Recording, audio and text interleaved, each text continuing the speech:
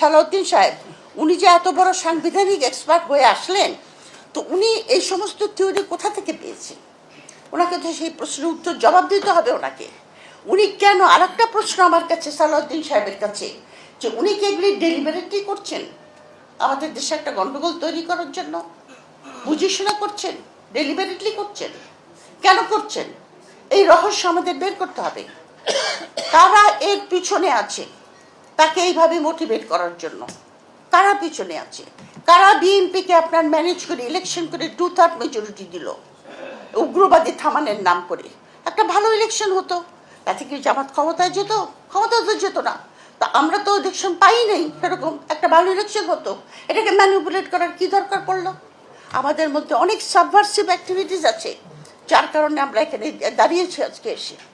সুতরাং, আর দ্বিতীয়ত গুম খুনের ব্যাপারে, আপনি যে দেশে আপনার স্টেট টেরার, কারণ গুম হলো সবচেয়ে, একজন বললেন না যে আমার স্বামী ফিরবে কিনা আমি জানি না, এটা একটা খুব ভয়াবহ অবস্থা। এটার মতো জঘন্য টাইপের হিউম্যান রাইটস আর পৃথিবীতে নাই। গুম হলো সেরকম। এবং গুমের সবচেয়ে বড় বিচার করেছে আর্জেন্টিনা। আর্জেন্টিনাতে 10 বছর যে মিলিটারি রুল ছিল, তারা প্রায় 30,000 লোককে গুম করেছিল। কিন্তু স্টেজ বাই স্টেজ আপনার আর্জেন্টিনা সেই সমস্ত মিলিটারি অফিসার, এমনকি জুনিয়র মিলিটারি অফিসারদেরকে পর্যন্ত ট্রায়াল দিয়েছে। 1986 সালে শুরু করেছে, 2003 সালে শেষ করেছে। এরকম বিচার আপনার চিলিতে হয়েছে, সাউথ আফ্রিকাতে হয়েছে। আমাদের এখানে বিচার হবে কিনা আমি জানি না। যেরকম আলামত দেখছি তাতে মনে হয় না বিচার হবে।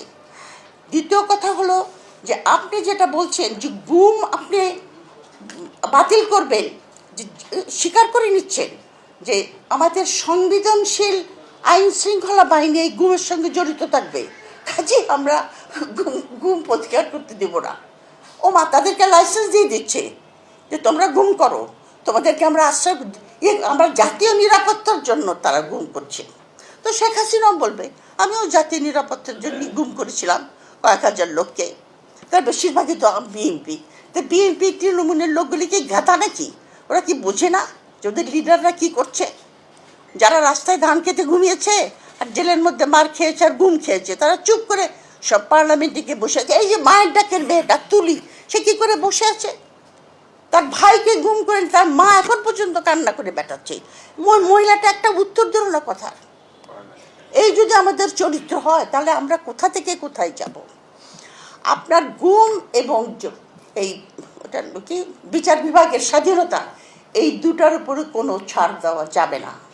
তবে আমি বলতে চাই যে আমাদের কি করণীয় কিন্তু খুব কঠিন। কারণ আইনগতভাবে দেশে একটা সরকার আছে, এখন যখন তখন তার অভ্যুত্থান করা যায় না। আর আপনার অভ্যুত্থান করা মানে একটা অস্থিতিশীল করা। যখন ইরানের যুদ্ধ চলছে, একজন আমাকে ফোন করে বলল, কেন আপনার ইকবাল মাহমুদ, ইকবাল কি ওনার নাম, বিদ্যুৎ মন্ত্রী ইকবাল মাহমুদ, হ্যাঁ, উনি বললেন ইকবাল মাহমুদ টুকু, উনি বললেন না আপনারা হেরিকেন আর মোমবাতি কেনেন, হেরিকেন আর মোমবাতি কিনতে বলছে। আবার এদিকে শামাওয়াতের পার্লামেন্টে দাঁড়িয়ে বলছে যে আমাদের জ্বালানি